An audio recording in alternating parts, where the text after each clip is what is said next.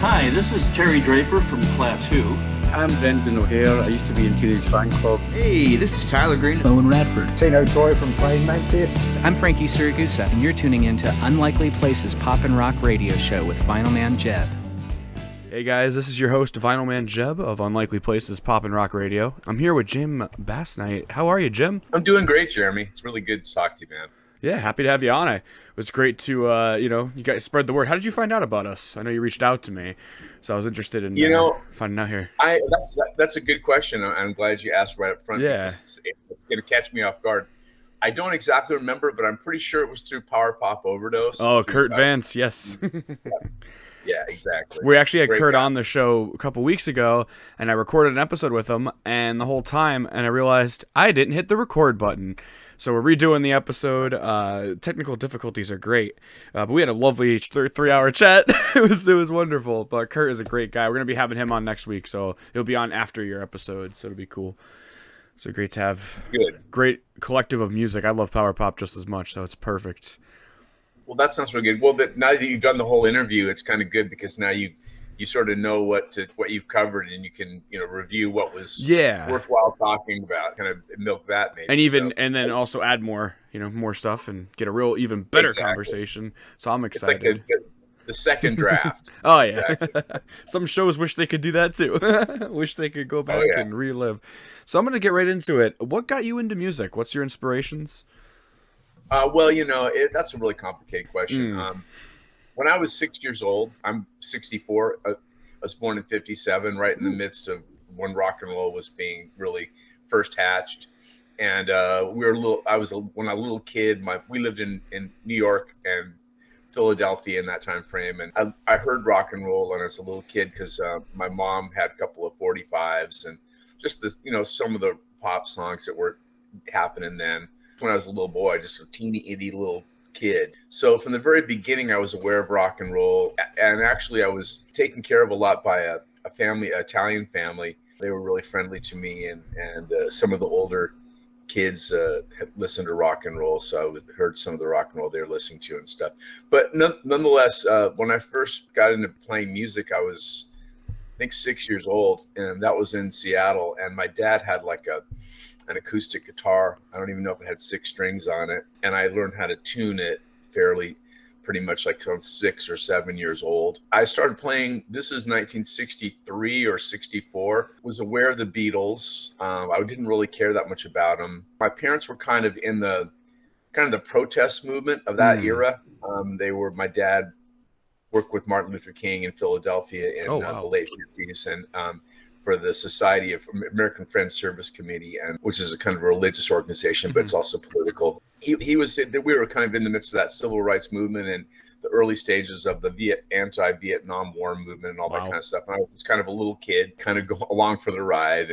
But we had like records like, Peter, Paul and Mary and doing, Blowing in the Wind and things like that. So the first song I ever learned was Blowing in the Wind. And I was about 7 years old. And I just kind of, with my limited ability to actually hear chords or anything, I saw some chord charts, like big, giant chord charts in this book. They showed on the guitar little chart that there was a little book of charts I had got. I don't know how I got it. And there was a little, how to put your fingers on the strings to make an E chord or an A chord. And so I did that, and I learned that song Blowing in the Wind. And kind of started, but that was really not that serious. And I was just doing a lot of other stuff too, like playing chess and, going to school and, playing in the bushes with like kids and whatnot. But, the key thing is, I kind of stayed with the guitar a little bit, didn't really care that much about it. When the Beatles came on, Ed Sullivan, like in 64, or late 63, whatever that was, probably 64. I told my babysitter I didn't want to watch it because my parents weren't there, and they wouldn't have probably wanted to watch it either. But maybe they would have. But she wanted to watch it really bad, and I was kind of protesting. I wanted to watch Disney or something like that. So I thought, the Beatles, that's just these crazy teenagers that are just they're so much older than me. It's just I'm just old. Yeah. So I didn't really care about it, and then my dad was really nice enough to take me to see Help the movie Help in '65 when I was maybe 8, something like that, maybe 7 still. Of course, but when you're that age, like, 6 months is an eternity. So I was a lot older then. But yeah, so I saw that movie and I go, wow, this is really something. So at that point I became, more keenly interested. And then, but still, nothing really kicked in until I got a transistor radio when I was 8, about nine, yeah, in 1966. I think that's when that, or maybe 8 later that year even. But it was I got a transistor radio towards the end of '65, early '66, and then I was just totally at that point.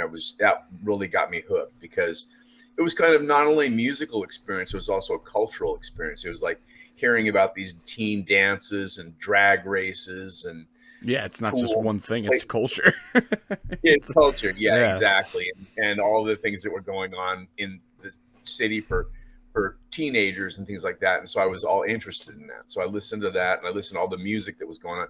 And it really didn't hurt that the music was just so incredible. I mean, I feel so sorry for kids today. I know that sounds really old and stuff, but I mean, if you just read down like the top 50 of the radio station that I was listening to at that time, it's like the Beatles, the Incredible. Stones, it's all at once too.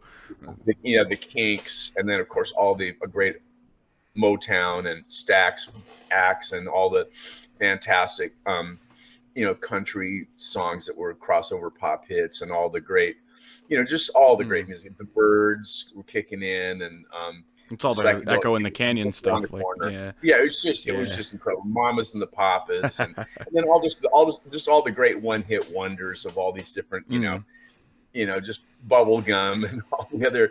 It was all 1910 great, Fruit Gun Company. exactly what I'm talking about. So all that stuff was really great, and I sort of took it for granted, but I just listened to it constantly, and then I got my first record. I had a couple of singles that were just my mom's singles that I listened to, but she wasn't really buying new rock stuff at all, but they were like older stuff from the late 50s and early 60s. I got a hold of a couple of singles like by the Grassroots, and then I think I bought it for like 50 cents or something like that when I was shopping with my parents or something like that.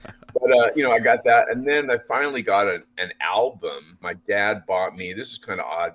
This is where it gets interesting. All right. My dad bought me 3 albums. He could tell I was interested in music, obviously, and he was trying to influence my musical taste. So he bought Revolver, which was the brand new Beatles album. It just came out that week. That's my favorite Beatles album. So yeah, I mean, it speaks for itself. I mean, talk about that for the whole hour. Basically, he bought me that, but he also bought me The Mothers of Invention, yes, which was their second album.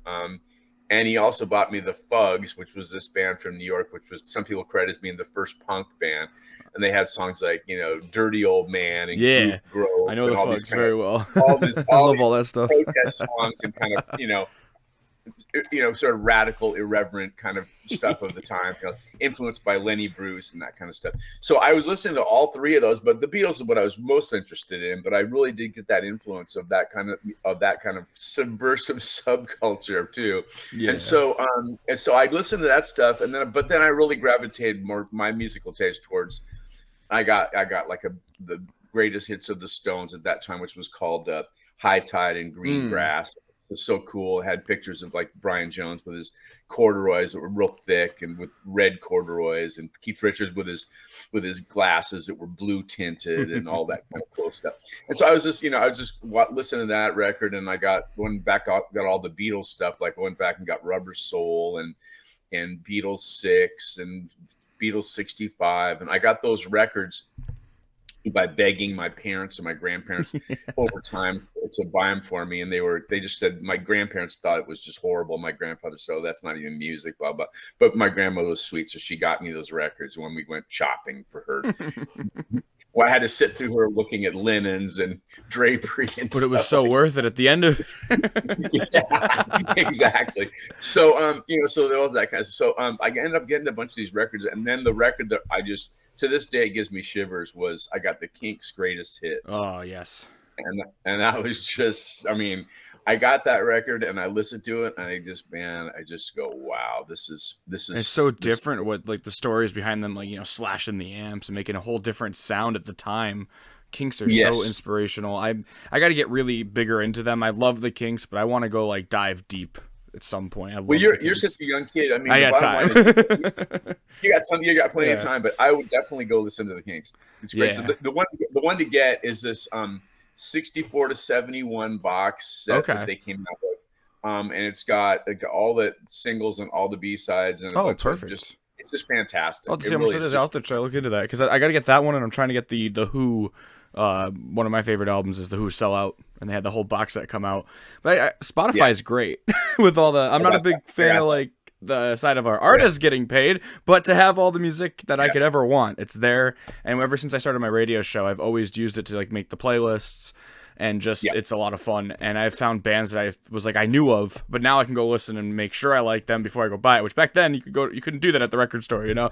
You had to take a guess in the listening booth or something. I'm told, and that's pretty cool though. Yeah, that's true. Yeah. Well, I kind of was at the tail end of the listening booth era. There was a record store with a listening booth, but most of the places were like, you know. That I got records at that time were department stores or drug stores that stock records, stuff like that. So you go get your record, you get your 45, you go home, you put it on. You know, it's a song you probably heard on the radio. That was kind of the thing you did, or you get the album and then you know you listen to the album. You hope the album is as good as the song on the radio. Yeah, exactly. I had like a record player, and I just got all that stuff. I mean, I got like you know, like I said, the Kinks, but you know, you mentioned the Who, and that was another major revelation in my life. I was sitting in the playground on recess, and some kid had a transistor radio, and I heard this big boom, boom, boom, boom, boom. I go, what the hell is that? And it was I Can See for Miles. Yes. Yeah. And that was just like ringing. a total turning point. When I listened to that big chord sound, I'd go, "Oh my God, this is incredible!" Townshend was known for those. Power pop. That's kind of sort of in a lot of ways how it started was the Who. You know. Yeah, I agree with that because I always defined power pop as any band. In my personal, me and Kurt talked about this the last time too. When we were talking, it was like it's hard to define power pop because for everybody it's different. For me, my definition is everything after the Beatles that still had, you know, drums, guitar, and everything had that pop sound. But Badfinger is my definitive for that. I love Badfinger, but the Who is right there too. Same amount of time, same, you know. So it's like anything that had like just that full feel. It's just such a power pop to me is like a feeling. It's not just because it could be different bands, but there's a feeling to it, and it's beautiful. You know, Badfinger and the Raspberries deserve a lot of credit. Oh yeah.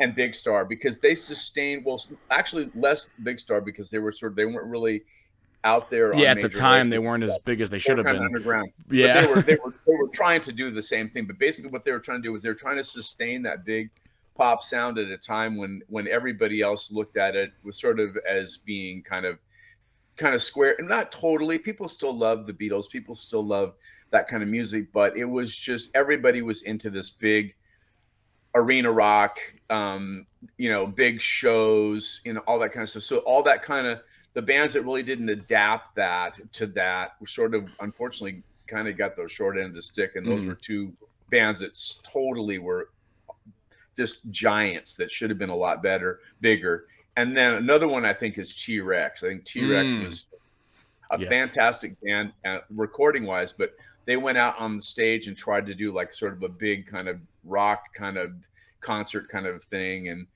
and it just didn't work for them. But it was fantastic. Actually, I saw them in '73 and they were pretty good. But he kept drinking and kept trying to be this big guitar hero, and it kind of turned off a lot of people. But I mean, the T-Rex stuff is just fantastic, and it should have been a lot bigger in America. It was huge over in England, of course, but. So yeah, I mean, just to answer your question, it's a big answer to us. That's why I always start off with it with all the shows. It's a good one to just start open because then you get common ground. It's an awesome question. You know, it just goes on, and then you know, like I said, I got I mentioned T-Rex. I kind of got turned off to arena rock. You know, you think the way I'm talking about it, but I like everybody else had. You know, Crosby, Stills, Nash records and Woodstock and all that stuff. But I just didn't have the same passion as I had for the like the Stones and well, even Jimi Hendrix, his records and stuff. I was really into that. But I didn't really get into the big rock star, huge, gigantic thing until later. I sort of gotten into that when Bowie did his kind of thing. But to be honest with you, it wasn't really my thing to the whole big, huge, loud, heavy metal, heavy rock, all that stuff. I just liked pop a lot, and I liked songs a lot, and I didn't the long jams and all that stuff as much.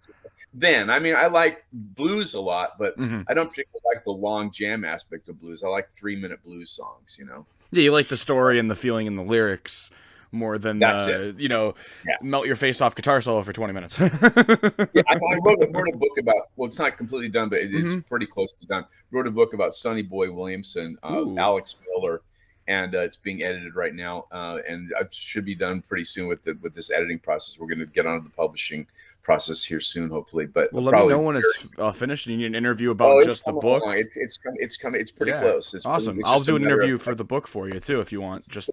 Well, I would love to. To. That'd be awesome. It's at a point where everything's written. It's just a matter of, tying all the loose ends down. Yeah.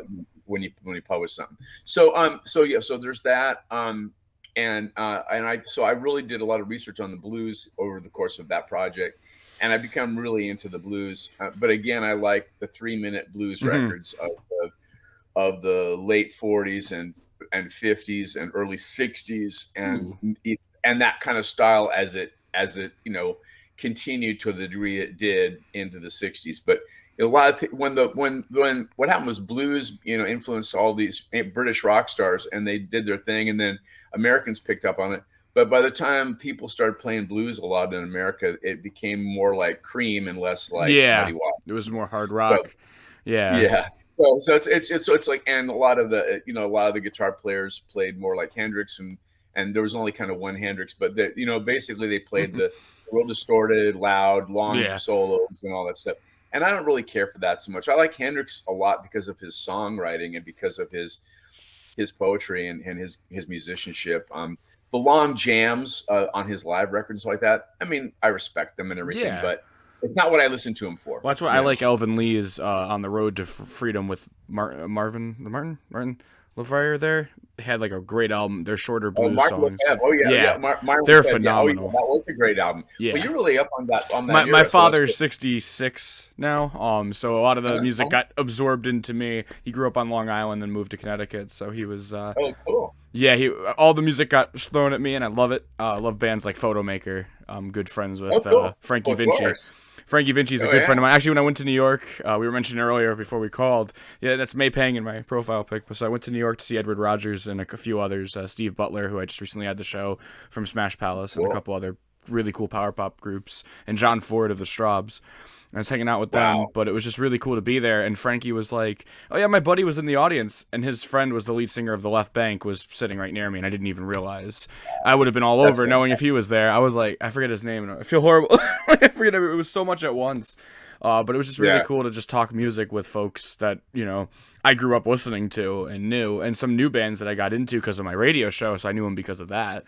And it was just really cool to be there. And just New York is really fun. I've never really been there for a show ever. That was the first time. So to be at a night, a club in New York, it's like, I'm going to make it one day. I'll have to play here because I'm a musician as well. You make it anywhere. Yeah. But, I was going to say, Photomaker is really cool. And it reminds me of the Young Rascals, which was another one of those bands that I didn't mention when I was talking about those little 45 playing with when I was a little kid.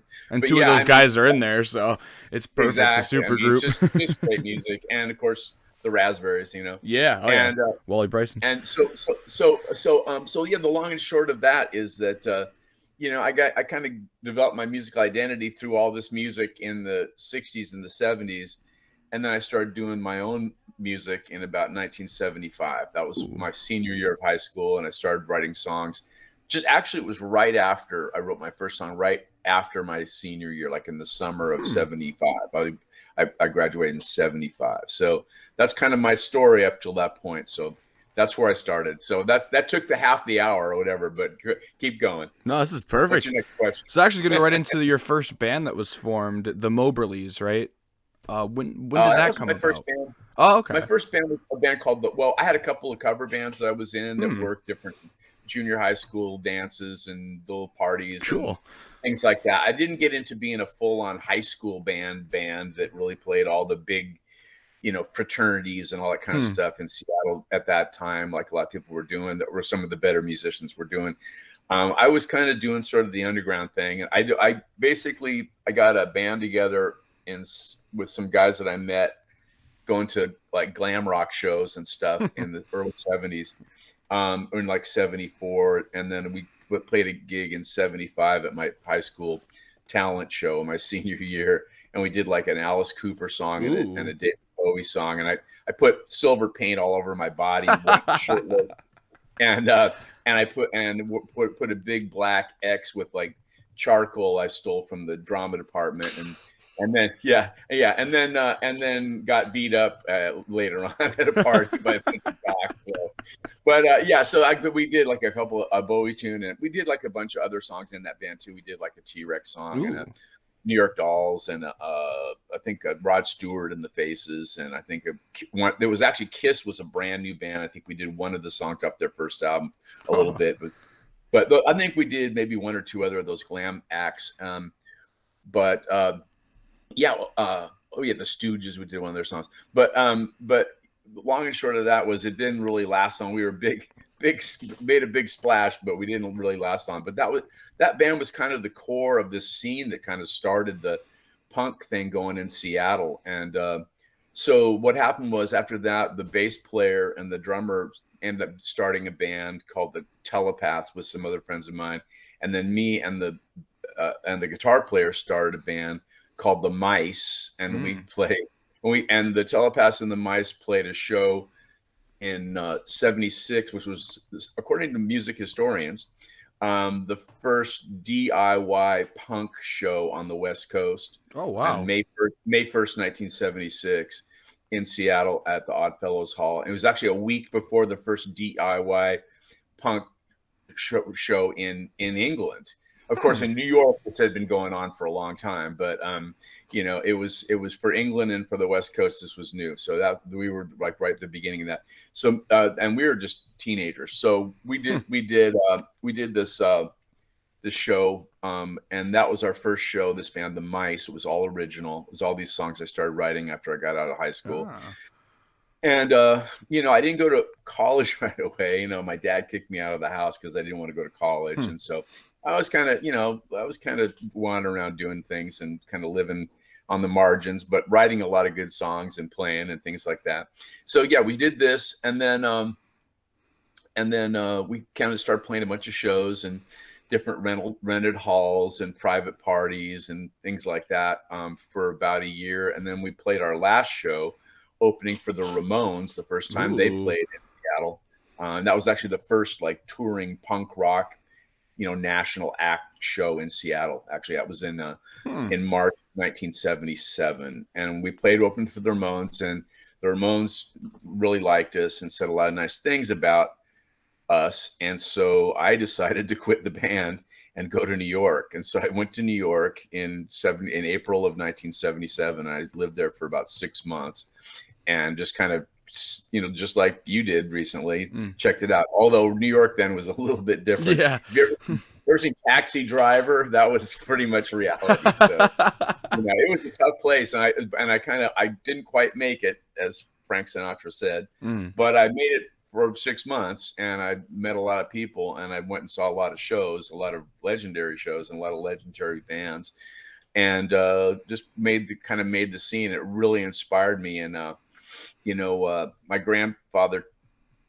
he lent me the money to go there because I was insisting I was going to be going there, and he lent me the money to fly there, on the promise that if I didn't make it, that I would go to college and study something. They were pretty much certain that I was going to be a lawyer, because I don't know if you know, but I like to talk and I can tell a story and whatever. So if I was going to be a lawyer and they wanted me to be a lawyer, or they want me to pick some sensible career and go to college and blah, blah, blah. You know, and you know, my parents and my family weren't really wealthy people, but they had enough to get me into college and all that kind of stuff.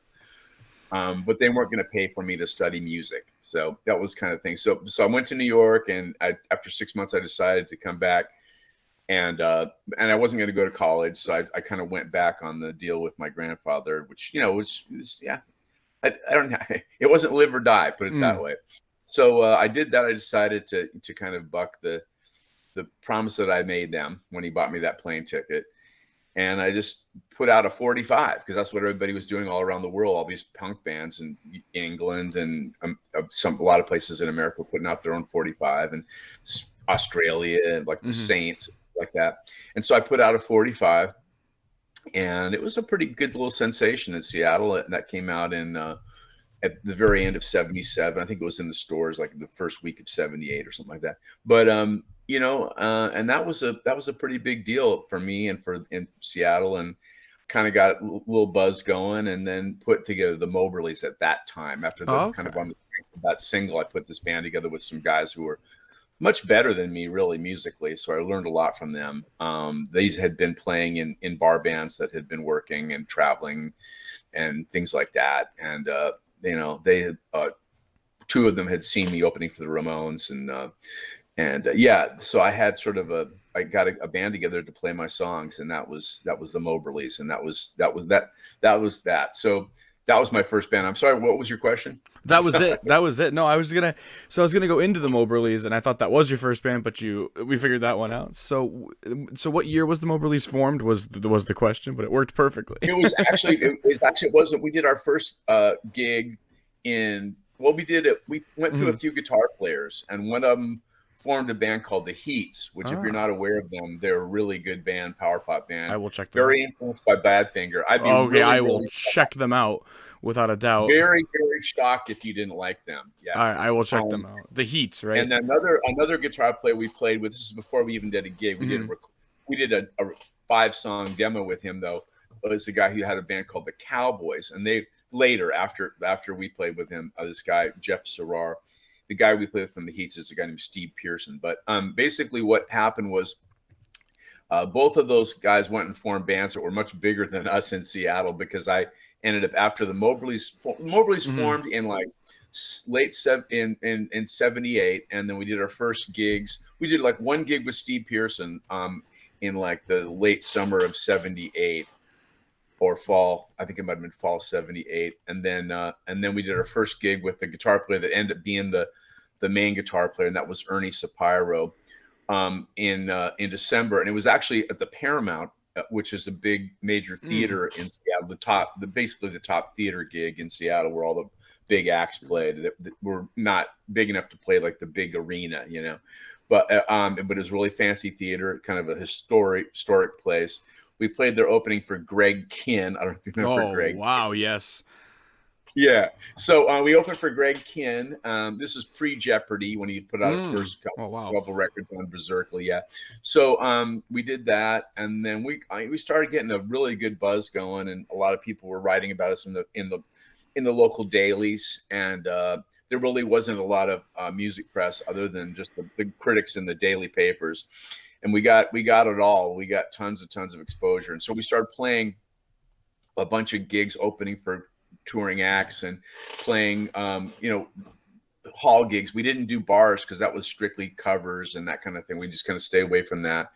But the Heats formed from our guitar player who would have been our band, and the Cowboys formed, and they played bars, and they played a certain amount of covers as well. But what they did really worked in bars, but we really wanted to stick to our guns and not go that route and just do nothing but originals and do stuff that didn't really care if people were dancing or not, just doing concerts, Yeah.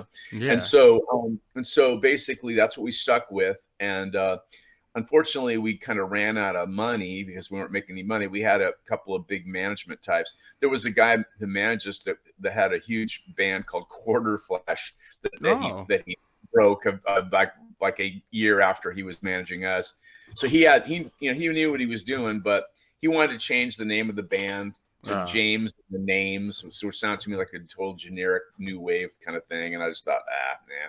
So but bottom line is the band kind of after we did a bunch of recordings, luckily, which are still with us, and were compiled into an album called Sexteen, which I released on this German Bear Family label a while back. That band kind of fell apart because all these other bands were making a living and we weren't, and we were struggling. And when you're not making it on the local scene, and then the major label thing doesn't really work out. We had a couple of managers that tried to get us a deal and blah blah blah. I guess it just was hard at that point. I think we were every bit as good as a lot of the bands that were getting signed in LA, like bands like the Plimsouls and the 2020, all those kind of bands. I know those. Great bands. Yeah, we were pretty good. We were pretty damn good. I think we were maybe a little bit more on the punk side too, so I think we might have had a little more appeal on that side of things, and bands that were making it from that standpoint. I think we had a good shot at being a pretty cool band, but it didn't quite fit into what the majors were thinking, I guess, or either that or they really weren't as present in their minds as these bands that were playing in the LA clubs and the New York clubs and stuff. So it was a different scene back then. It wasn't everything controlled where everybody can get into everybody's living room like it is now, Yeah. So basically, the band kind of broke up and sort of splintered apart. And then I joined a band just to make money that was playing the cover scene, and we were all friends with the Heats and stuff like that, and the Cowboys, and we played a lot of the same kind of gigs. And I made a bunch of money, and I moved to New York City. I just made enough money to kind of have a safety cushion, and I decided to move to New York and take my career there. And I did that in late 1980, and I was there for off and on till early 84. Oh wow. Yeah. So I don't know where to go with that. I mean, I could tell you what happened then. Really, basically, was I put together another band called the Moberlys in New York City. Oh wow! But actually, I released a vinyl album before I moved to New York. I released a vinyl album that came out sort of posthumously, even though the hope was it would make the band stay together. One of our backers that really liked us wanted to hopefully keep the band together, so we put out an album, a vinyl album. It was called the Moberlys, and that got a lot of press and stuff like that. It was picked the number 3 underground record of the year by Trouser Press magazine, which was a big deal back then. Yeah. And so that was whatever limited exposure for indie American kind of underground pop rock. That was a pretty high praise. So we got that. And then, like I said, I moved to New York City and had sort of a little bit of an entree through that and being reviewed in other magazines like New York Rocker and Bomp and the magazines of the day that were covering music, that were basically small time magazines. It wasn't like Rolling Stone actually, I did get mentioned in Billboard a few times. Really? With them. Yeah. Because we were a pretty big act. We got a lot of attention, but it was just, we kind of just refused to go with the politics of the Seattle scene at that time. And so, but as it turns out, that whole Seattle scene, unfortunately, nothing ever really happened from those bands, which is really tragic because those bands were really good, the Heats and the Cowboys. And there's a few others that were really good too, like a band called the Allies. Have you heard of the Brandos? No, I need to. Kurt Vance would be like all over this. Power Pop Overdose would be like, you need to do this. Listen to this. Yeah, I gotta catch up. Had a hit. You're too young, but the Brandos had a hit like in 87 or 88 on college radio, a big hit called Gettysburg. Okay. And then it was on MTV and stuff like that. But I thought maybe you might have possible. I'll be checking that out. That's why I love doing this podcast. I learned so much. I just absorb everything, and I'm like, all right, I'm gonna go check all these things out afterwards, and it makes my day fun because I get it. Amongst my friends and that group of people in Seattle, and they kind of changed members and moved to New York and became the Brandos. But the other guys just kept playing in Seattle, the Cowboys and the Heats, and it was a great club scene. And everyone's having a great time rocking, but it unfortunately didn't turn into much anything outside of the Seattle area. This is pre the Posies, because this is the 80s, right? The Posies. This is pre the Posies, exactly. Yeah. I'm a huge Posies nut, so that's where that's why I got into power pop, was hearing Dear 23 and then going back. And I've always loved Badfinger and all that. The Posies were really cool. Yeah. And I had a lyric in one of the Moberlys' early songs where I said, "Corners are rosy if you're a Posy." I thought maybe they might have heard that. I doubt it. Those guys are fantastic. But anyway, that was like 10 years later. So but basically so that band kind of went that way, and the Seattle scene sort of went that way, and I got into New York City and kind of did my thing there, and did quite a bit of stuff there. Did a bunch of recording, played a bunch of gigs, kind of met a lot of people. I played with a variety of different people as far as doing live gigs. I opened for the Romantics at a really big show in New York. What's going on here? Hold on a second. Shut up. It's Power Pop calling. Well, it was, you know what it was? It was the alarm I put on so that I woke up in time to do the thing with you at the time zone thing. I forgot. so that's another story. But basically so we put this band called the Moberlys, and eventually a couple of friends of mine from Seattle came out to New York and played in the band as well. So it just sort of have sort of a Seattle flavor, as well as New York guys that I met there that were really cool. And we did a bunch of gigs and did a bunch of stuff. And I don't know what to say. We came really close to getting signed to a major at least once. Was that EMI or? No, this was Elektra. Oh, okay. But that unfortunately didn't happen. And I'm not sure exactly how that happened. I ended up playing with Johnny Thunders a little bit, a couple of different things I did with him.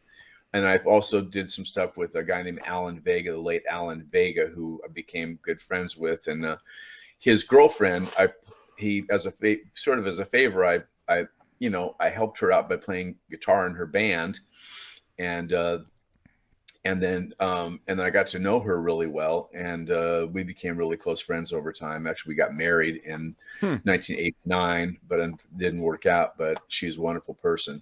But she moved out to LA at that time. But this was in like 1980, 81 when I was living in New York, and I was doing my thing there. And I had met Alan in 1977 when I was there for 6 months.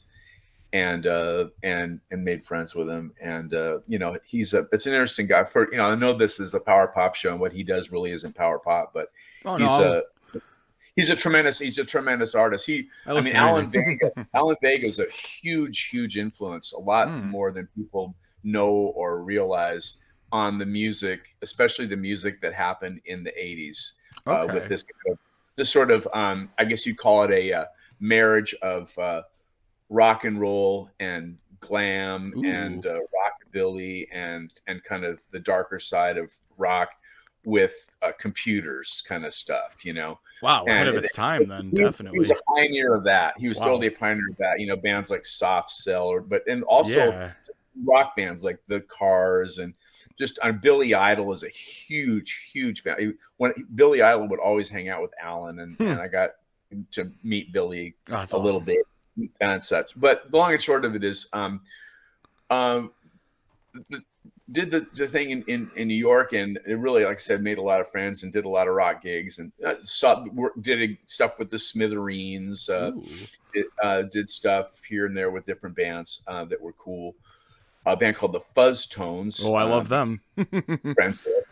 Really cool. Yeah. And actually, the drummer from the Fuzz Tones and I became really good friends and wrote a lot of songs together. Very when cool. They moved out to LA. Yeah, that was later. But basically, so just did a lot of stuff in New York City, and then decided in early '84 to come back to Seattle because the New York scene was kind of moving away from rock. I mean, when I was there in '77, it would be like 3 fantastic bands on a bill, and then by '84 came around, there'd be like one of those kind of bands from that era headlining, and a bunch of new bands that weren't really doing all that much of anything that I could tell that was that great.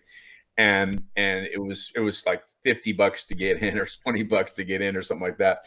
And so basically it kind of sort of ground. It had gone through all the ups and downs of the success of bands like the Talking Heads and Blondie and all those bands that came out of New York in the late '70s, and it had and all the art, creative and artistic and critically acclaimed success of all the other bands from that era, and all that stuff kind of was grinding to a halt. And what was happening in New York was hip hop, and also what was happening in New York was was this kind of synth pop dance kind of stuff like Madonna and things in between that.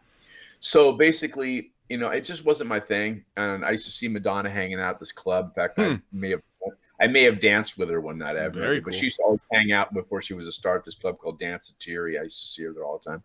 But anyway, so the key thing is that, I know for sure she saw me play. I remember that. But but yeah, so the key thing was I kind of decided that the West Coast was kind of more rock and roll. The college radio thing was really starting to happen. The garage rock, sort of what they used to call Paisley Underground, all that kind of thing was kind of happening more on the West Coast. And so I decided to kind of go back to Seattle and kind of retool. And I put together a band with one of the guys who had been out in New York with me, Dave Drury, the late Dave Drury. And we got this band together. It was pretty killer. And we called it, of course, the Moberlys. It was like the third version of the Moberlys. And because the record was still, people still liked that record, even though we hadn't put anything out new. But then I worked with and it had been like 5 years since I put out a record, or 4 years. And so I went out there and to Seattle and put together, this band with a couple of guys that were friends of the drummer. And we became really a good band, and that was the band that put out this album, Seattle, New York, LA, that I recently put out on Bandcamp, put out for downloads and streams. That came out much later, in like way longer after the band broke up. But we were together from like 84 to 89 for about 5 years, and we moved to LA in 85. And we're basically based there because it was before this. It was the Seattle scene that was really happening with the Heats and the Cowboys was kind of dying out, and the whole thing that had happened with the grunge scene and that whole huge rock scene that happened in Seattle in 1990 was really just a bunch of guys that were playing all ages gigs and stuff like that. But a lot of those musicians were present, but it wasn't really a scene that we really felt like was was going to get us signed right now. So we moved to LA, and that's, a lot of these bands talk about they don't care about that stuff, but that's when you really want to do this to try to make a living, of course you care about it. I noticed that like a lot now. Like they're just not being honest. Basically. Yeah. Go ahead. I noticed that now with a lot of like artists and stuff, like bashing people trying to get on labels. Like I'm trying to get on a label myself. I need as much help to fund the album to your ears. I can't afford all this. The studio is. I do studio stuff from home, and I still have a lot of money that I gotta spend to get all that stuff to what I want. And it's like I'm not even, and I love working in the studio with other people that can hear a different ear on it and stuff, but that costs money. Absolutely. Yeah, I don't want to name any names, but the people that have the biggest attitude about how they don't care about, back then. I'm talking about back then. Back then, people that said, "Well, go," we don't really care about, are like the people that are like working night and day to kind of, they're like doing it themselves, and it's like make it harder. No, they're trying hard to get in with the cool people. Yeah, I see what you're saying. Yeah, they really do want to get a major record label deal, but they just don't want to. They don't want to say that they do. Exactly, they're just one of the cool kids. Yeah, exactly. So that was what it was like, and so we moved to LA, and we put out an album through a guy in LA that I had known for a while. Just because he had been a fan of my music, and I got a hold of him. This guy named Randall Wixon, who's now a big time publisher in LA, and all my songs are registered with him, and as my compositions and co-writes. But 138 songs. But basically, he put together a compilation of our stuff, including a bunch of new stuff. We actually put out a single, 45, in 1983. That was it. We put out a single in 1983 when I was still back and forth from New York City. But it was a song I recorded in Vancouver, BC when I was out on one of my trips to the Northwest.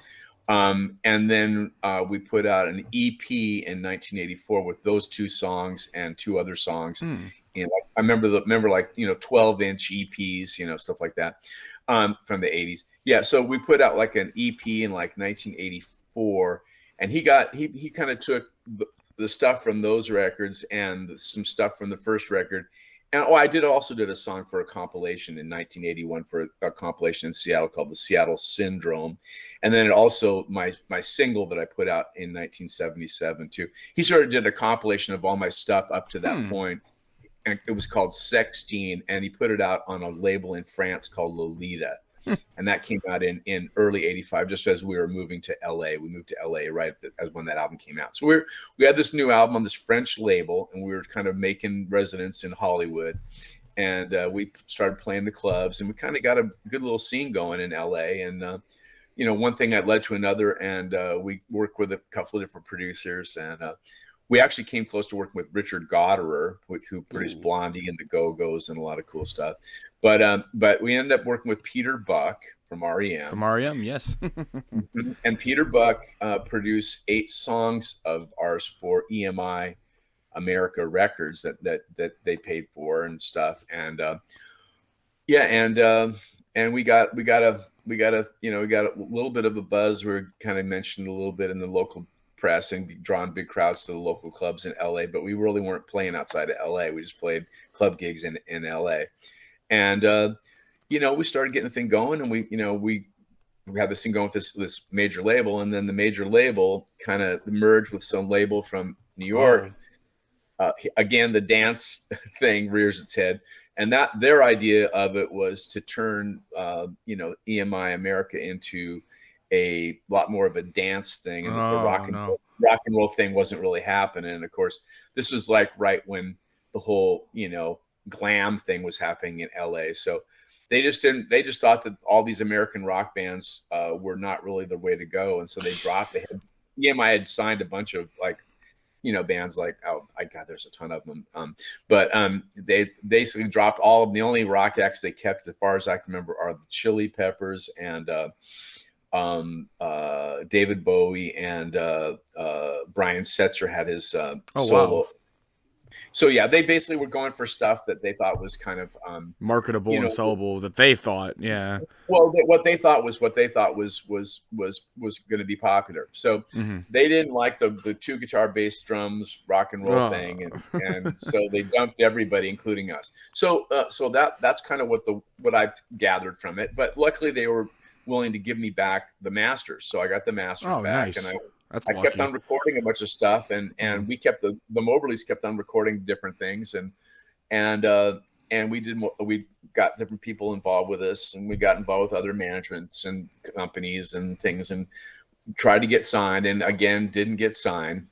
So by 1989, it was we're sort of getting frustrated, and kind of guys were starting to go their own ways, and so that band kind of fell apart in 89. But I put together a band with another guy who played in the Moberlys in New York that came from Seattle, a guy named Al Block, who had just left Concrete Blonde. I don't know if you remember Concrete Blonde. I'll be checking them out too. I'm writing down a list here. Okay. Anyway, that's I'm gonna love all these. He's doing records now too. He's doing a bunch of records with his brother Kurt Block, who is another Seattle music legend. At any rate, but long and short of it is that Al and Mike, Czech guy from the Fuzz Tones, as I mentioned before, who I was writing a bunch of songs with, and was a really good friend of mine, on drums, and Al on bass, and then a guy named Kelly Wheeler, who had he had left a band called Psycom. He was sort of writing partners and kind of co-leaders of a band called Psycom with a guy named Perry Farrell, and he was replaced by the guy who was the guitar player in Jane's Addiction, Dave Navarro. They became Jane's Addiction. So it was this band of musicians who had all kind of been involved in the music scene. Those guys more so than me, who had been with the bands that came really close. Well, I guess Perry wasn't signed to a major, but Jane's Addiction was platinum at that time. And then they became Porno for Pilots after. Connections for really bigger acts than I did, but I guess I did sort of because I was working with Peter Buck, so whatever. But the bottom line was we were all these bands that we decided to start a band, but we all knew each other except for Kelly was new. I met him on my own,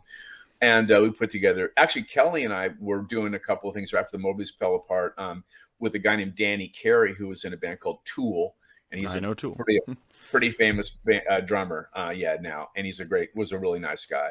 But and so we had a band going with him. We never really did much but a couple of showcases in Hollywood and stuff, and a lot of rehearsals. But But yeah, so it was Kelly and I moved on with Al and with Mike, and we had a band, and we started playing around under the name The Skyscrapers. We played quite a few shows under the name Jim Basnight Band, and then we changed it to Crank. And so, but through this whole process, we did a lot of recording with a producer named Rand Bishop. This is another name for it. He was in a band, I would call him somewhere between a power pop and a glam band in the early 70s called the Whackers out of Toronto. Okay. I'll be checking that out too. And Bob Segarini and the Whackers. And basically, he produced a bunch of our stuff. And so I had like all these tapes I've done. And so that band kind of went its separate ways too. Al started playing with a band called Wool that was really kind of a part of the whole grunge thing. They were kind of Dave Grohl's old band from Washington, D.C. and were kind of into the grunge deal. And then Mike stayed with the Fuzztones, who kind of drew him back in their direction because they were always going to Europe and stuff like that. So he'd have to like quit doing stuff with us and just go to Europe. Yeah, I found out about the Fuzztone on the Battle of the Garages, like Volume 2, and I was like, oh, these guys are amazing. So I bought one of those. They were a damn good band. They're awesome. John Carlucci, the bass player, is another friend of mine. And we will hopefully do some music together someday. Well, I can't wait to hear that. he's a good guy. And so, but Mike and John, great guys. And so, so the long and short of it, and the other guys in the band were decent too, Jordan and those guys. But so we basically, what we did was, those guys kind of went and did their thing, and Kelly and I kind of tried to keep it up and going, but that was he didn't really like Rand Bishop. He thought Rand was too pop of a guy. He wanted someone who produced it, made it sound more alternative, is what he said.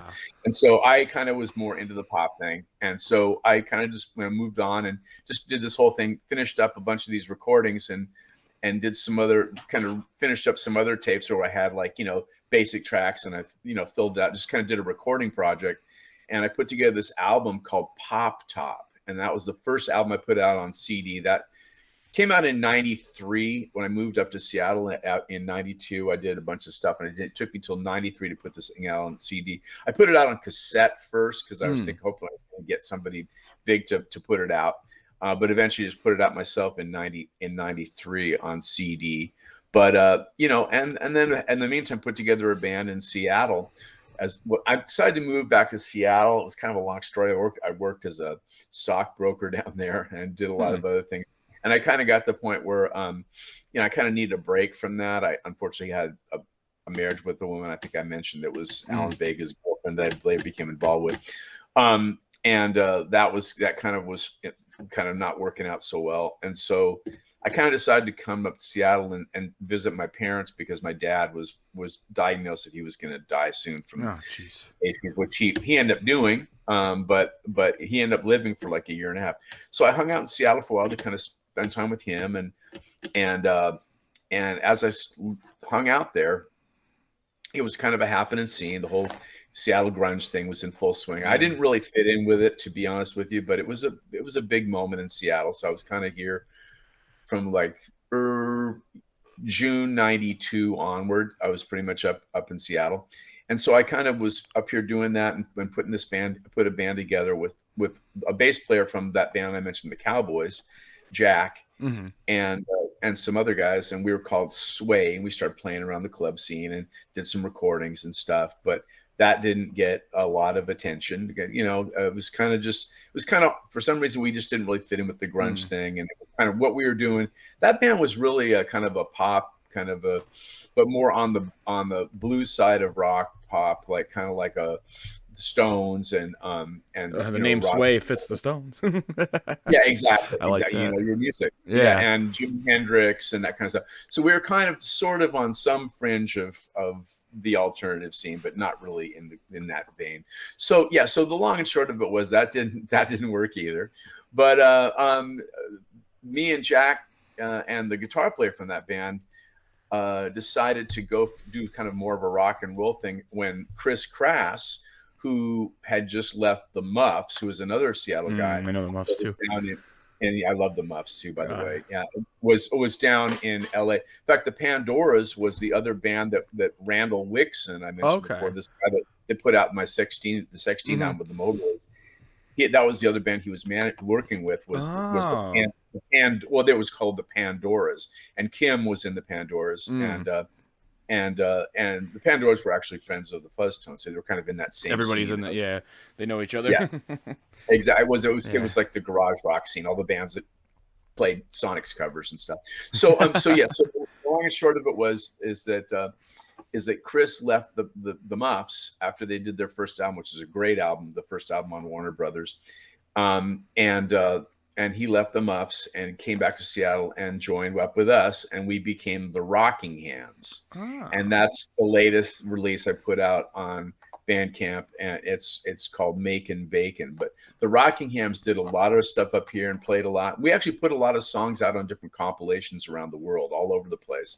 And we had kind of it was not really the grunge thing, but it was kind of a heavy rocking, but it was also very, very power pop, very much in a vein of like, really crunchy power pop, punk influenced power pop. And so you can listen to all that stuff. I'm sure you've probably sampled some of it, but that band was really fun, and we just totally rocked our brains out. We actually did one demo with the guitar player who had played in Sway. And then we decided to go as a power trio, and I just had the huge big rock sound with a Marshall with 412s. It was actually with the head was from 1969. I had the tremolo, really, really cool sound, and then a Fender twin reverb in tandem. Nice, huge freaking rock sound. Yeah, and then the drummer was crazy. Chris Crass is, he's quite an entertainer, to say the least, and also a very good singer and a great drummer. And then Jack, who was just a solid musician, really a better musician than me. He's got such great ears.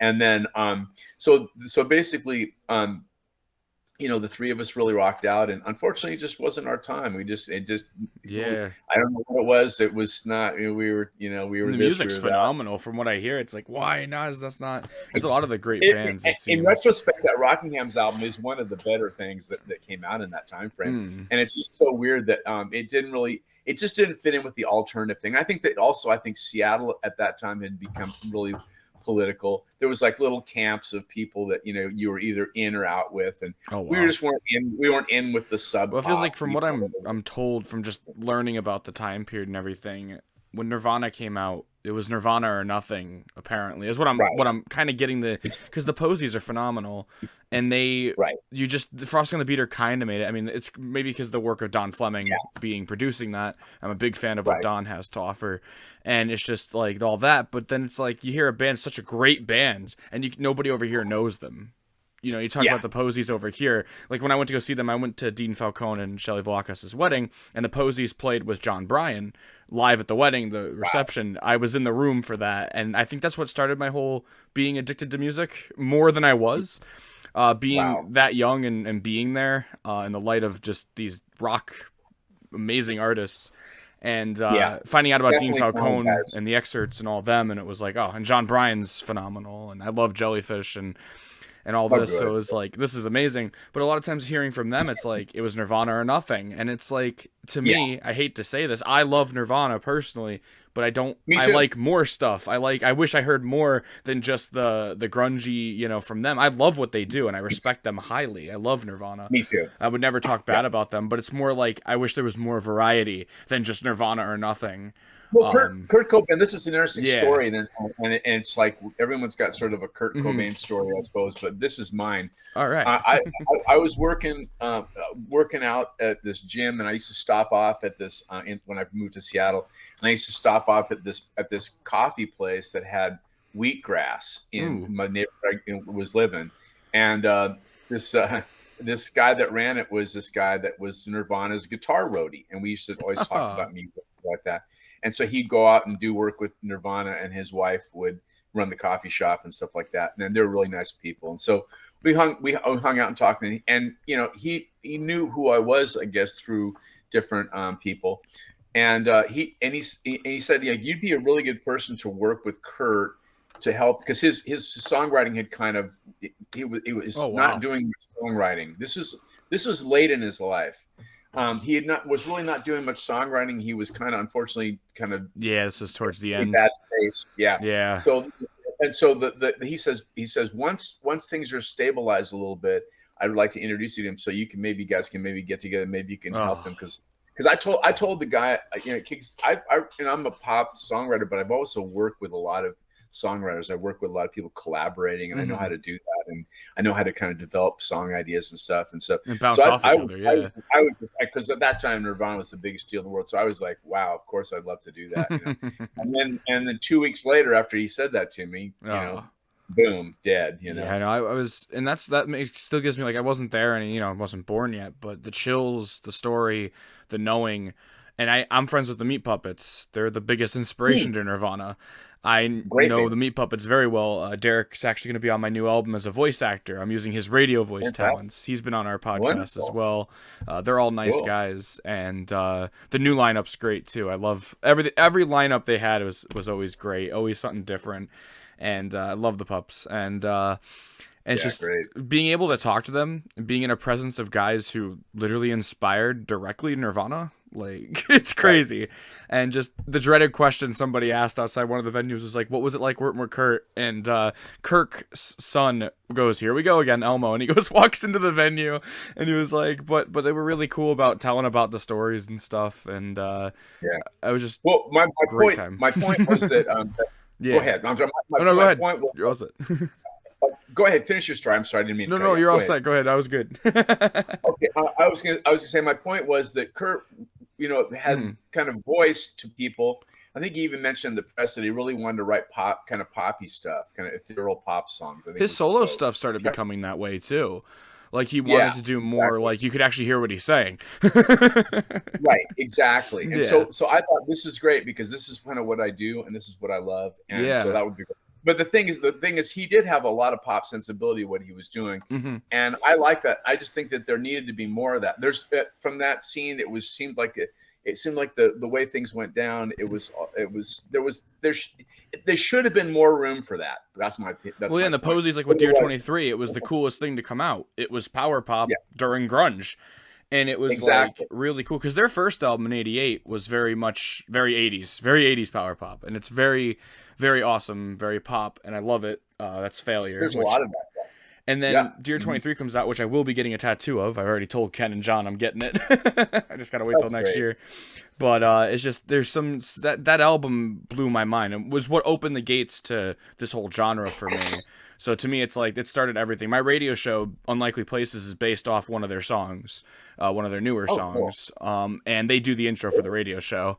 So they do like a little talk introduction, like this is John, Ken, and Frankie. So it's just really cool that they were able to do that, and they're the reason why I'm into all the music that I'm into. Besides my dad showing me all the best rock and roll records, but yes, he did you a good turn. Yeah. My record collection is thanks to him. The key thing with that whole scene, and getting back to my story, no problem, is that the Rockinghams did their thing, and we kind of sort of ran our course. Unfortunately, too, Chris decided he wanted to kind of do more of a rockabilly thing. I was doing a lot of gigs. I need to make money, so I was doing a lot of solo acoustic guitar gigs, and I was making extra money from that on top of what I was making from playing with the Rockinghams, and so just to make ends meet. And he started playing in a band called the Dusty 45s, and they were doing really well playing kind of rockabilly at that time, but also kind of, I guess you call it just, you know, roots Americana music.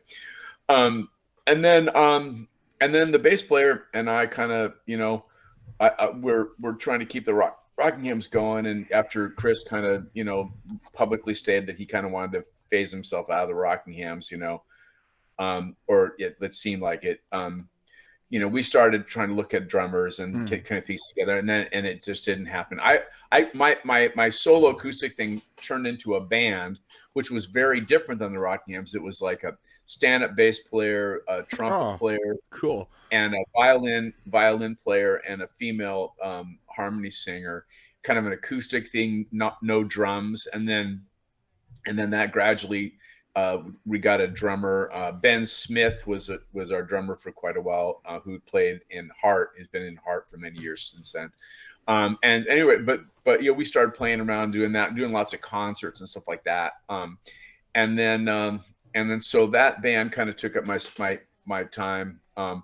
And I got a job at that time when the Rockinghams kind of phased out to booking. I got a job booking a big club, like 1,000-seat club in Tacoma, and I started doing booking to make ends meet as well as playing gigs. And that was kind of my mode there for a while. And that band turned into more of a rock band because I found that I had a lot of leads to get gigs through the booking thing in the casino market and all that stuff, and the fairs and festival market. And I found that there was a lot of call for rock stuff too, just to make a living playing in clubs. I needed to make a living. So I started doing more kind of a classic bass, drums, guitar. So that band kind of got its start. It was called the Jim Basnight Band. That band's been together ever since then. And one of the people that was one of the original members of that band is the only member that's still with me is a guy named Michael Rollins, and he plays nearly every instrument there is. He's been the bass player in the band since the beginning, but he also played sax, flute, harmonica, percussion. He sings. He's very versatile and talented guy. And so so that band kind of went through a variety of twists and turns, and that band's been together for 25 years now, and we made a living and played all over the Northwest, and I've been able to sustain myself playing gigs. I did phase out of the booking thing in about 2003, and then in 2005 I got into journalism because it was something I could do on the side. And not have to be in an office or not have to be anywhere. I could just do it while I was on the road traveling and doing gigs and stuff. And so I did that, worked for Yahoo and in sports journalism, and basically published a sports site for them, and assigned writers and photographers to do games and press conferences and follow recruiting and coaching changes and all the things that you do. And so I did all that kind of stuff. This is in college sports. Yeah. And so I did that for about, from 2005 until 2011. And then I left that because I got this job. It was actually not a job. It was actually an opportunity to be involved in researching this guy, Sonny Boy Williamson, that started in the beginning of 2012. And that lasted for 5 years until the guy that was sort of doing that with me passed away. And part of the reason why it took so long was that his health was so poor. And there was some other ups and downs with him. But I did a tremendous amount of research, and that's the result of that is this book that I've got. And I've also got a documentary film project that I'm ready to produce. Ooh, wow. It's all ready to go. I just need to kind of focus on it and get it done. But so there's that. But over the course of that time, I kept on playing gigs and everything, and kept on putting stuff out and things. I put out like a best of kind of all the stuff that's never come out in 2012. In 2004, I put out an album called Recovery Room, which I had no idea what to do with it because the music business was so weird back then. In 2004, so I just put it out and sold it off the bandstands at my shows. So I was working all the time, so I probably sold more records than a lot of big acts. But I think I sold about 3,000 of those things, or 4,000 of them, but just off of bandstand. And then 2001, a label in France put out a compilation of the Moberlys called the Seattle, New York, LA. It was all, the band hadn't been together for, So it was all the three different 12 versions. Years. Yeah. That's cool. Band didn't get for like 12 years, but it was like, it was kind of that, but it was mostly the version of the band that had come together when I moved back to Seattle from New York in 1984. There was like a couple of songs that I recorded with the guy from Seattle that I formed that band with when he was in New York. But most of the stuff was recorded in LA and Seattle and Vancouver, BC. And then so that was Seattle, New York, LA. But that came out in 2001. And then the Rockinghams album came out just as the band was kind of falling apart. And that was in 1999. That came out on a label called Not Lame out of Denver, which was kind of a power pop label that was, back when power pop in the 90s, that was a kind of a happening label. And then and then like much of my pop top. And then I also released that 16 compilation that came out in '95 on this German Bear Family label. That was all the early band, the band that first my early year stuff, and that came out in '96 in Germany on Bear Family. And then there was an album that was called the Jim Basnight Thing, and that was that band I told you about that had the sax, the trumpet and the violin, and that was that band, but it was kind of more of a bass, drums, guitar as well, kind of real poppy, real kind of like in a Beach Boys Beatley kind of vein, maybe a little bit of Bowie, Todd Rundgren, that kind of thing. So that kind of thing. It was not like a heavy rock thing like the Rockinghams. It was like kind of more of a vocal and kind of jazzy and kind of American rootsy kind of influences kind of an album. So that came out, and so I had all this product out there, and I was just basically playing behind all these stuff I'd done and really not focusing on new material. And I was also doing this Sonny Boy thing, and so this really took up all my time from basically I put out Recovery Room in 2004. That album came out in 2012, like 8 years later. Was just all it was just a review of all these things that sort of fell through the cracks throughout my career that never had come out on any of these other albums that were really good. It was called Introducing Jim Basnight. And then I just was doing the Sonny Boy thing and playing gigs and making a living from both of those things, but not really focusing on any really new material. But then when the Sonny Boy thing kind of went through some twists and turns after that, my research partner died, I started writing songs, and I started putting together music, and I put together a whole new album called Not Changing, which you're probably aware of. Yes. That's the one that was when we connected. Yes. Yeah, that came out in 2019. I started working on it in like late 2017, early 2018, and put that together and released it in 2019. And that record was a real kind of rejuvenation of my music, really, in a lot of ways. I really focused on writing, really focused on getting a whole new record of new material. Perfect name for it too. Not changing. I love that. Yeah, that. I'm not doing anything different, but I'm just kind of coming back to what I do. It's kind of like you sort of can't help who you are, and that's kind of what I am as a recording artist and a songwriter. So I basically, rather than just be a guy that plays and does and works and plays live gigs, I did that album. And so it really kind of got me connected to the internet and all the Facebook groups and all the different podcasts and different radio shows around the world. And it really connected me to all that stuff. And part of the reason why it connected me also was because of Big Stir Records. Mm-hmm. And I started working with them, and they put out a single of one of the songs from Not Changing with one of the songs from Pop Top. Very cool. That I wrote with one of the artists that they were working with, Pat DiPuccio. Shout out to Rex and Christina. Rex and Christina, wonderful folks. Absolutely, they sponsor Unlikely Places. We get all the releases sent to us directly from them, and we bring it right on the show. Great. So very happy to have them, and that's how I found out about you. And then you reached out to me, and I was like, "Oh, I already know who you are." Like, they're perfect. Fantastic. Oh, yeah. They're just really fantastic. I love them, and they're doing really a good thing. They are. And their releases, the amount of releases are amazing. Just every time I go to look on the Facebook group for new music, I was like, I got a whole radio show ready to go with all just their stuff. It's amazing. They're incredible. Yeah. They're just absolutely incredible. I would love to be on their label one day. They said maybe next year. They said they pushed me back again. I was like, maybe next year. They're doing wonderful things, and I think they have a lot to catch up on.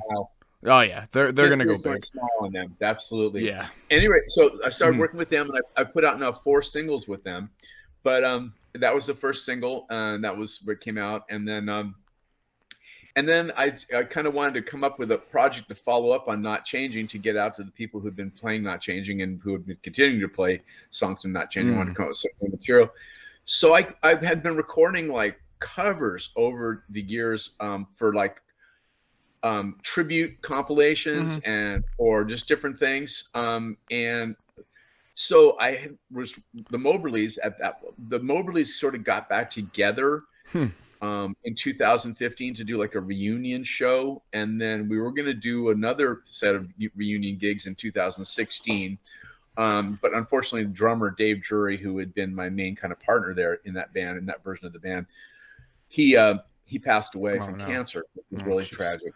And so basically But the idea of doing the Moberlys again made sense. It was fun, and I got this band together of guys that had known from back in that scene back in the day.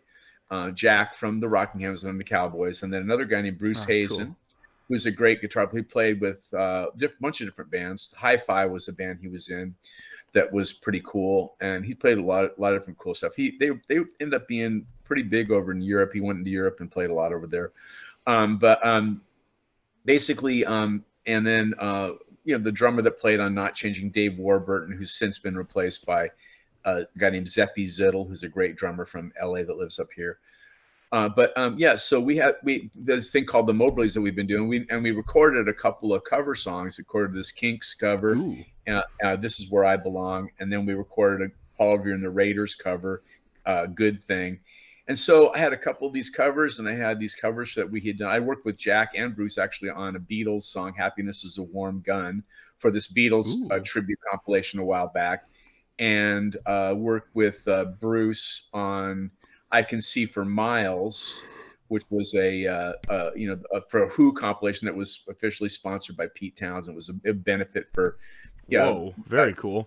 for a charity he was involved with music hearing loss for musicians, help with musicians who experience hearing loss like himself. So basically that was really cool. And then and just all these different things, kind of mishmash, a T-Rex song, a New York Dolls song, a lot of different songs, song that was a couple of songs that were kind of funky, from the Jim Basnight band that we had done for compilation. We did a song for a Left Bank compilation that actually Ken Stringfellow was on, actually. Really? Yeah. It's a Left Bank compilation. He does She May Call You Up Tonight. Oh, I'll have to hear that. Yeah. I'll have to hear you and him now. I'm going to get a blast of music today in the list here. And then also another compilation of Gene Clark, a tribute to Gene Clark. We did sort of a funky version of You Showed Me. Oh, wow. And which is the kind of song he wrote that was a hit for the Turtles. But just this whole mishmash, and then songs that the Moberlys had did covers of, like the Rebel Kind, which is this band, a great band from Vancouver called the Modernettes. That's a great song too. That's the one I think I played on my show, if I'm not mistaken. My dad was in love. Exactly. He loved that one.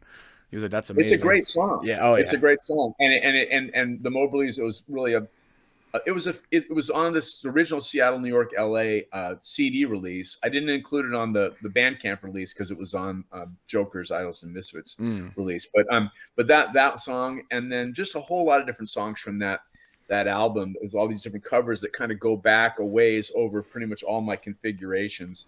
But it's a strong album, and it's really gotten a lot of great response. Yeah, that was the one that I was going to get right into. That came out in 2020, the Joker Idols and Misfits, right? Yeah, it came out in November 2020. So that one's the most recent. CD. Yeah, and then it came out on LP in France in August of 2021. So it's been and that's actually gotten the most reaction in like the media over in Europe. It's gotten a ton. We got a review in Shindig. We got a review. Bunch of different magazines all over the well deserved too. Very, very. I can't wait to listen to more of it because I had just the singles that you sent me plus the others, and I was like, this is very exciting because I played it on the show and a lot of people liked it on the show too. Rebel Kind was huge on the show, so it was perfect. Yeah, that's nice. Yeah. So there's that, and so that's pretty much the story. I mean, other than that, like I said, I've got this book cranking with Sonny Boy. I'm heading over to Europe to play solo in November and December. And we're looking at bringing the band over there in March, April. I'm working with an agent over there. And then I'm just going back to playing live, and hopefully things will start. This COVID thing starts. I hope so. I was able to do a gig last night, and I almost was in tears. I was almost in tears. Yeah. I've been doing gigs. I've been doing festivals, outdoor stuff, but it felt good to just go in and play an old school rock show in like a cellar type bar thing, and it was really cool. And I played a couple Pretty Things covers. This was last night. The Cellar on Treadwell. I played last night too. Yeah. Oh, that's great. You played Pretty Things. I talked to Dick Taylor on the phone about the Sunny. Did you? Regarding Sonny Boy, yeah, because he saw Sonny Boy a bunch of times, and Dick Taylor was Dick's awesome. in Stones. Yeah.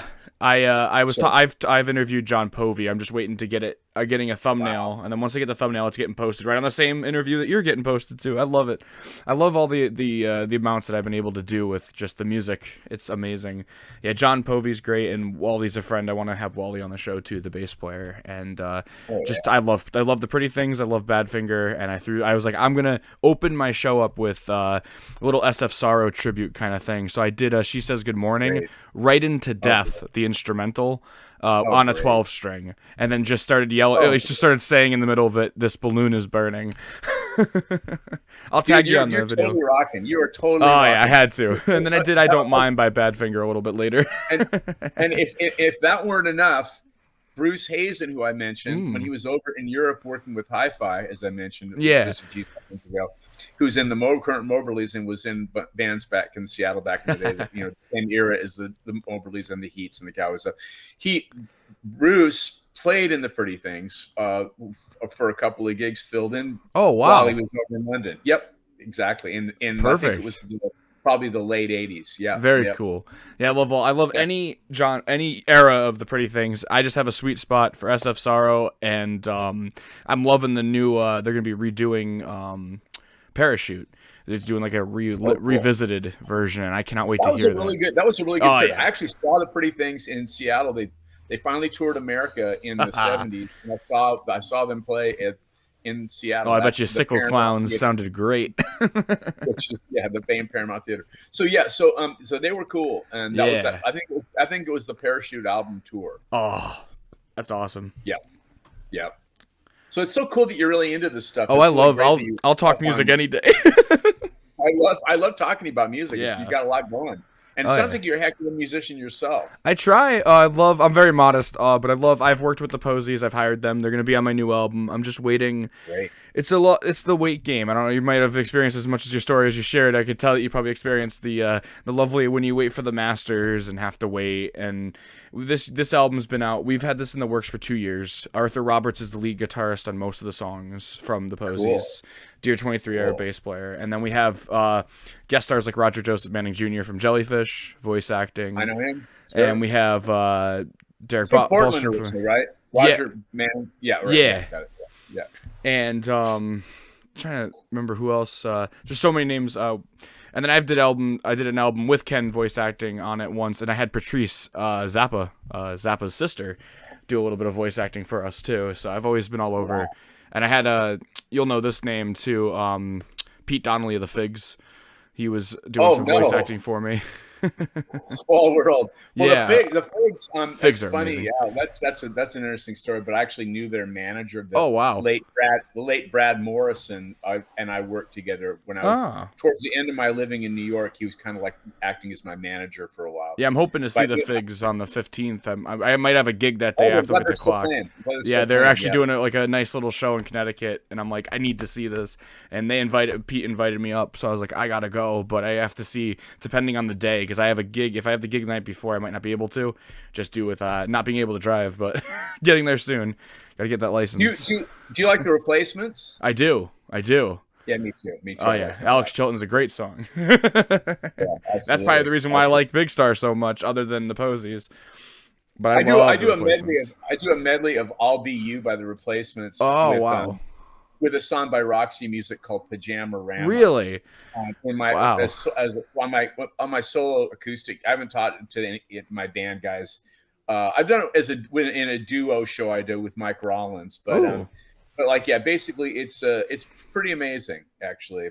I like doing medleys of songs. Yeah, I started doing medleys of my own originals. Like last night, I screwed up. I won't tell. My good friend is Brendan O'Hare from Teenage Fan Club, the original drummer. And he's actually drumming on the new album too. We're just gotta wait for him to do his parts, but we sent over. He agreed to do it, which we're very excited for. Those guys really rock. Oh yeah, I went to go do the concept, and I there was the only song I didn't have written down because I memorized it, and now I know from now on I have to write down everything and just have it on a stand. But I went to go in. I was doing the medley. I did 2 of my songs, 3 of my songs. Everything was going great, and I was like, "She wears denim," and I did the whole part, the whole intro, and then I forgot the next verse. As soon as I finished, I was like, oh, and I remembered it after the show was done. My brain was like, "Yeah, I'm gonna work now," so. But I'll just on the recording I'll fade it out. I'll just probably be releasing a live album pretty soon of all the recorded stuff that I have. But it's just so much fun. And my originals, I did a couple. The Isolated Dude just was a big radio hit for me, and which made me want to become a radio host because I realized how fun it was for me to make a hit, get on the radio. I want to do that for others. And I started doing it, and I followed Kurt's stuff very closely, the Power Pop Overdose, and I really enjoyed Jim Prell's show and a couple others that played me. And when they played me, it was like, this is a dream come true. And I want to do that. I want to be part of that. And I've always wanted to be a radio host on the side, but it was more the music was first. I was going to be either or. And I do both now. I don't need to choose. Well, I sort of know how to do that. If I wanted to do it, I could probably do a pretty good job. I you know a lot of knowledge too, so it'd be perfect. I hosted a basketball talk show for like, I got, how many years was it? It was about 5 years, from about, say, 2010 till about 2000. It was like over like 6 or 7 years. I hosted this basketball podcast called Talkin' Hoops on the Blog Talk Radio Network. I don't know if you know John Darlington. Sounds familiar. He does a kind of a rock and roll podcast on the Blog Talk Radio Network. Yeah, but it's one of the formats out there. But yeah, basically, I love doing those kind of shows. It would be really fun to do a music show. It's just that it's a lot of work, as you well know. Yeah. Oh, yeah. I sort of already have quite a bit of work. You know, I'm working on I'm working on a few different things. I've also got a kid that's going to college that I keep tabs on a lot and love to see. So I got a lot going on. Yeah, a lot. You gotta keep up with it. Yeah, I do, man. The only thing I do for fun is Magic the Gathering. Do you have any other questions? No, that was it. That was perfect. I'll be posted. We'll call it the Jim Basnight story on Jeb and Greencast.